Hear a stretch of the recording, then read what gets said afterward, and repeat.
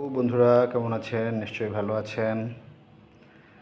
আমার মাসিক কিছু খাবার দাবার শেষ হয়ে গেছে, আজকে কিনে আনলাম। এটা দেখতে পাচ্ছেন কাঠবাদাম, এখানে কিশমিশ রয়েছে, এখানে কাজু বাদাম রয়েছে, এখানে গ্রিন পেস্তা রয়েছে, এখানে আখরোট রয়েছে, তারপরে খেজুর রয়েছে, ইসবগুলের ভুসি রয়েছে, তারপর সাদা তিল রয়েছে, আপনার কুমারের বিচি রয়েছে, আর রয়েছে আমাদের একদম দেশি বাদাম। এগুলি আমার দৈনন্দিন খাবারের সাথে যুক্ত থাকে। রাতে খাবো দুধ আর একটা ডিম। এখন কথা হচ্ছে বন্ধুরা, আমি যেটা বলতে চাচ্ছিলাম, আমি যখন এই বাদামগুলি এই খাবারগুলি কিনতেছিলাম তখন এক ভদ্রলোক পাশ থেকে বলছেন, এত বাদাম এত কিছু আপনি কিনছেন?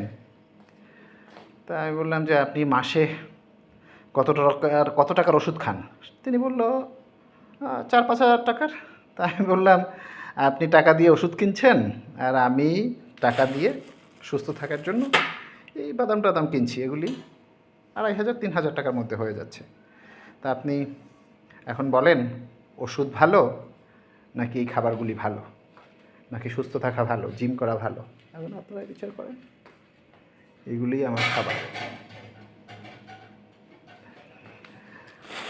ওষুধ ভালো না কাজু বাদাম ভালো না আখরোট ভালো, আপনারাই বিচার করুন, আপনারাই বলুন। ঠিক আছে বন্ধুরা, ভালো থাকুন। রাত্রেবেলা আবার আমার খাবারগুলি আপনাদের দেখিয়ে দিলাম।